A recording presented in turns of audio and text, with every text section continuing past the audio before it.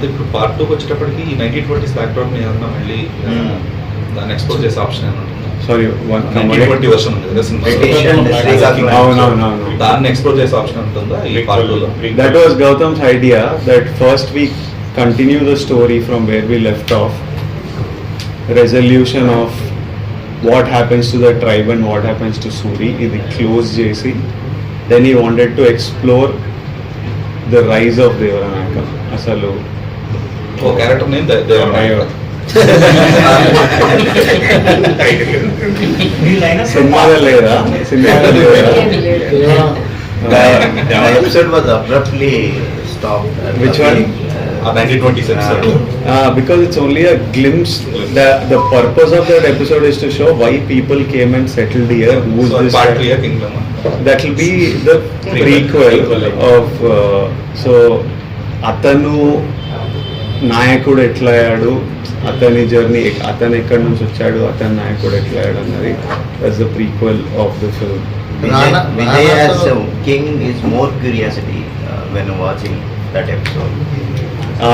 Episode he has a very interesting idea already for that. While writing the script he was telling me everything.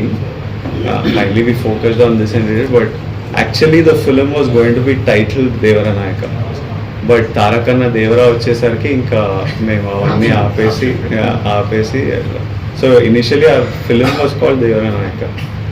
రానాతో shoot చేశారట, మరి ఎందుకు ఇది ఎక్కడ ఇది నేను ఎప్పుడు ఇన్లే న్యూస్ సడన్ గా నిన్నటి నుంచి అడుగుతున్నాను.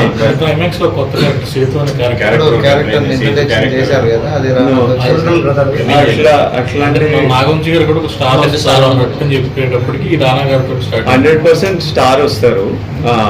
అది ఎవరు అన్నది గౌతమ్ వంశీ చెప్పాలి. మీరు ఏ క్యారెక్టర్ చేసినా అంటే ఎక్కడో ఒక ఎడ్జ్లో మనం తెలంగాణ నుంచి వచ్చారు కాబట్టి మీరు ఆ స్లాంగ్ అది ఎక్కడో ఎడ్జ్లో కూడా వస్తుంది అనేసి ఒక కంప్లైంట్ అయితే డైలాగ్ ఏముంటుంది? అశ్వత్థామ ఏముంటుంది నెక్స్ట్? వాడు నాకు పోటీగా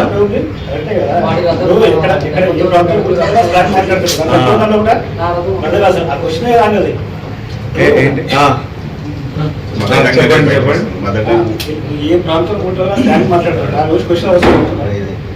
కానీ ఇప్పుడు తెలంగాణ ఎందుకు వస్తుంది? వర్డ్స్ ఒకలా మాట్లాడతాం, అంటే వస్తుంది అని అంటాం, వస్తుంది అన్నది వేరేది.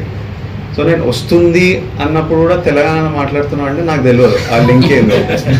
నాగశ్విన్ ఒకలాగా డైలాగ్ రాశాడు, అది నాకు ఈ టైప్ ఇలా డెలివరీ కావాలన్నాడు, అది చేసినాము. ఇంకా వచ్చి ఇట్లా ఇది కూడా తెలంగాణలో దేవుడు నాకు ఒక గొంతిచ్చాడు. అది